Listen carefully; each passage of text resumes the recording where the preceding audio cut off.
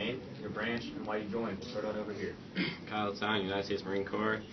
I joined because I want to serve my country, sir. Christopher James Curley, U.S. Army, life dream. Dave Biley, the Marine Corps, and I did it for the challenge. Mark Rogers, United States Marine Corps. I did it to serve my country. Jacob Joseph Nato, U.S. Army, enlisted to make something of myself. Oscar Ross, United States Marine Corps, fight for the ones who can't fight for themselves.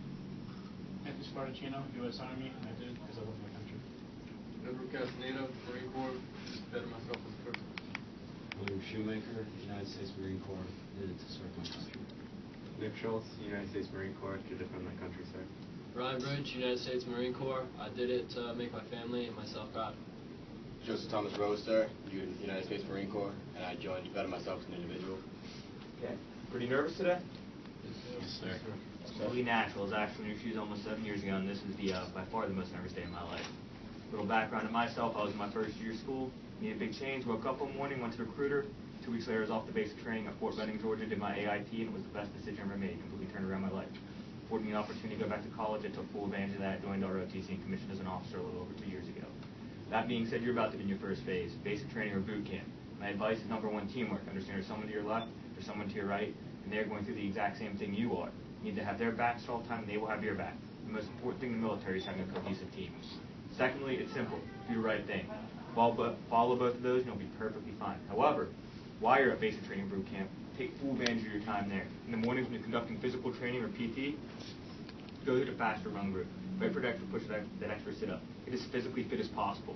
And when you're conducting training throughout the day, always pay attention. Take as much knowledge as possible. This is your time to learn. And then finally, in the evenings, when you have that hour or so free of personal time, write your family. Take care of your personal stuff. However, if you have time left over, go out there, do some push-ups, some sit-ups, or go over some hip pocket training from that day, the training which you did that day. And then next, understand that you are afforded an opportunity that many wish they had. So when you get to your job training, make your goal to graduate number one in your class. Be that distinguished military graduate. A little statistic I like to put out there.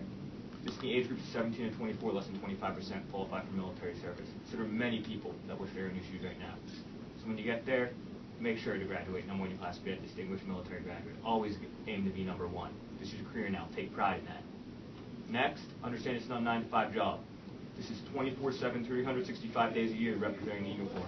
On and off duty, when seen, when not seen. So always make sure you're doing the right thing. Don't jeopardize your career over a mistake you make that you're going to regret later down the road. And then finally, the benefits.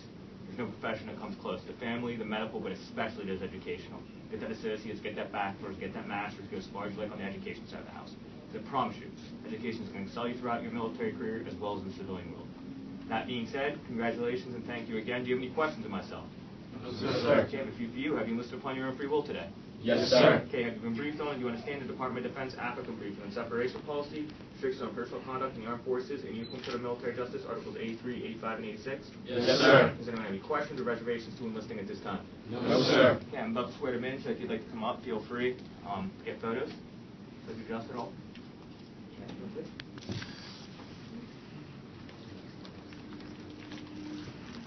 Attention to oath.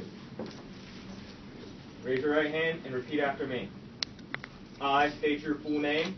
I, Christopher James Curley, Do solemnly swear. Do solemnly swear That I will support and defend. that I will support and defend The Constitution of the United States. the Constitution of the United States Against all enemies. against all enemies, Foreign and domestic. foreign and domestic, That I will bear true faith. that I will bear true faith And allegiance to the same. and allegiance to the same, And that I will obey the orders. and that I will obey the orders Of the President of the United States. of the President of the United States And the orders.